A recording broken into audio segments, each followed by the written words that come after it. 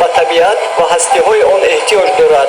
бе ҳастиҳои табиат ҳаёт дар ягон давру замон пойдор буда наметавонад, зеро ҳастии ҳар як ҷисми зинда ба об, хок, боду ҳаво, гулу гиёҳ, набототу ҳайвонот ва растаниҳо сахт алоқаманд аст. Бе об ҳаёт нест.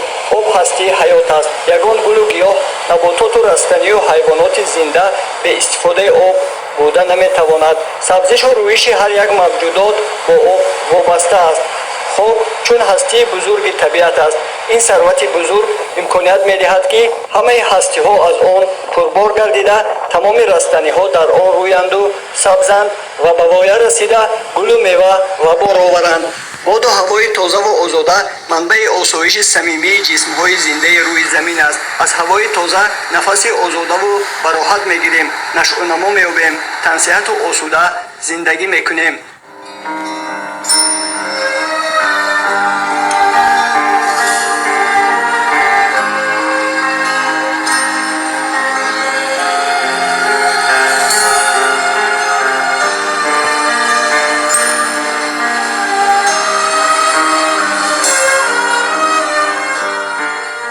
тоҷикистони азизи мо сарзамини беҳиштосо ва дорои табиати зебо мебошад. ба кадом гӯшаи канори он ки сафар накунем, қалби моро манзараҳои зебои дилрабо, обҳои софу кӯҳҳои осмонбӯз ва сабзаю гиёҳҳои пурнакҳат тасхир мекунанд. деҳаи дарғи ноҳияи айнӣ яке аз деҳаҳое мебошад ки дар байни кӯҳҳои осмонбӯз ҷой гирифтааст. дар ин деҳа айни замон 443 оила умр ба сар мебаранд ва шумораи сокинонаш наздик 2000 нафарро ташкил медиҳад. сокинони ин деҳа асосан ба кишоварзию чорводорӣ машғуланд.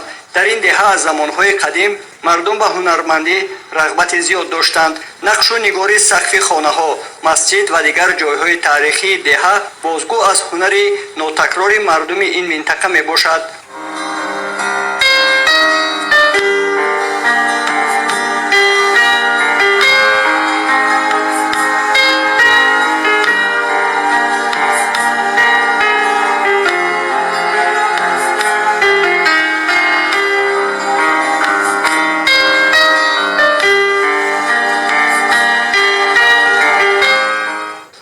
мӯйсафедон аз каримулайён дар ин ҷо ҳунарҳои миллӣ аз қабили наққошию наҷҷорӣ, гилембофӣ, оҳангарӣ, гачкорӣ ва ғайраҳо ривоҷ ёфта буданду имрӯз низ баъди эълон шудани соли 2018 соли рушди сайёҳӣ ва ҳунарҳои мардумӣ аз тарафи пешвои миллат муҳтарам Эмомалӣ Раҳмон боз аз нав эҳё гардида истодаанд. касби падару мо устоя аст. масҷидҳо хизмат кардем. ҳамеҷа биноҳои колхоз ва мактабҳо хизмат кардем. клуб шуд клуб, ба нисоба хизмат кардем. устоӣ кардем. ҳунарҳо мана ҳамин косби устоӣ буд. баъд деҳқонӣ мана бисёртар буд. ҷуфтигов намадрезӣ буд. оҳанрезиҳо буданд. чорводорҳо буданд. ҳамино дар ҳамин диёра мо вуҷуд доштанд. сухунҳои мои саргӣ буд. ҳаминҷа ба қассобхонаҳоям доштанд. гилембофиам буд. бисёртар рағза мебофтам. мана ҳамин чангман месохтам. кампирҳои пештар чангман месохтам. ҳунармандӣ ҳамин ки хор намешед. ҳамин ҳунар дошта бошед, ба куҷо равед, нонатуна меёбед, мехӯред, пулатуна мегиред. ҳамин шахса худам тамоми ҳунар дорам. устоӣ дорам. повуриам дорам. осиёбунам мекунам. осиём рост мекунам. ҷозкунам метон кардам. ба тамоми ҷавоно ман худам тавсия метиҳам ки хоне бачо ҳунар ёд гиред. ба куҷо равед, хор намешед. нонатуна ёфта мехӯред. дар ин минтақа ки боду ҳавои тоза ва салқин дорад, картошкаю сабзӣ, себ, зардолу, нок, шафтолу ва ҷаву гандум ҳосили хуб медиҳанд. аз сабаби салқин будани ҳаво ҳосили меваю сабзавот дар моҳҳои сентябр октябр пухта мерасад. баъзе навъи зардолуро дар ин минтақа то санаи 15 октябр дар шохи дарахтон дида метавонем. сокинони ин деҳа дар фасли тобистон ба овулҳо мекӯчанд. дар овулҳо ки аз деҳа тақрибан 8-10 километр дуртар дар домани кӯҳҳои осмонбӯс ҷойгиранд, сокинон чорвоашонро чаронида барои зимистон хошоки чорво захира мекунанд. ин минтақа овули دیاری فرزوت است که بسیار طبیعت دلنشین و هوای تازه و منظره‌های دقت جلب کننده دارد. همساله برای تماشای این منطقه مهمانان زیاد تشریف آورده 2-3 روز در اینجا استراحت میکنند. هر سال اومده همین منظره خوشرو بوده است، استراحت میکنیم. ما از این منظره به حد چیه شدیم که همین خیلی تاجیکستان همین خیلی منظره زیبا داره.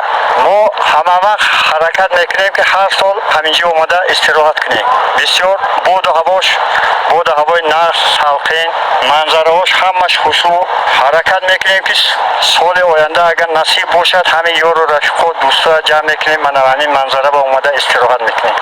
ساکنان دهه درخ و شعرنویسی و بیت و سرودخوانی شوق و رغبت زیاد دارند. شاید سبب این همین طبیعت دلنشین و محیط زیبا باشد. محمود یوروف که در دهه آموزگار است بیت‌های زرافشانی را با لحن و شیوه دلاشوب می‌سراید.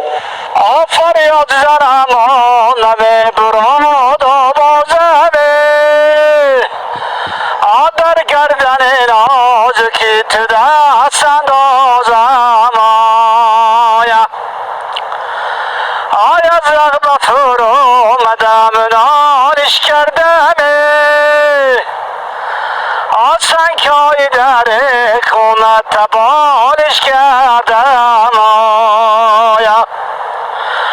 آمد سیل بر آمدم برای کوه بوزه جلاله کاشت را تو روی مالم دوزایا.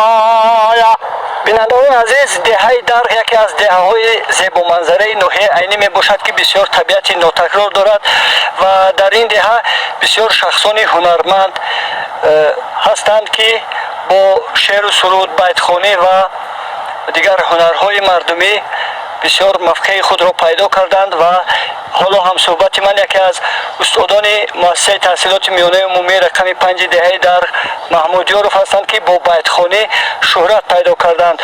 استاد میخواستم از شما فهمم که همین بیتخوانی رو شما از کی شروع کردید، از کجا آموختید و مهر همین هنر از کجا در دل شما پیدا شد؟ راست گپ که بیتخوانی ما این گویم که میراث پدر ما پدر ما بسیار بیتخوان بودن. بعد از کودکی ما به همین چیز میل و رغبت داشتیم. باور کنید این هم یک درد است. همین وقتی که آدم در همین مثال بیت میخواند یک غصه دلش یک بغض دلش میبراید. این هم برای هر یک کس میسر نمیشود. من گمان میکنم که همین طبیعت زیبای همین دهه امکانیت میدهد که ساکنان اینجا بسیارتر با بیتخوانی، با سرودخوانی، با شعر نویسی مشغول باشند و تاثیر همین طبیعت زیبا به خیال من برای ایجاد کردن شعر و سرود و بیت مساعدت میکنه. شما چی عقیده داره؟ وجوه که من همین کوه برای که این یک میگم که برای انسان استعداد است که همه چیز غم و غصه آدم میبره.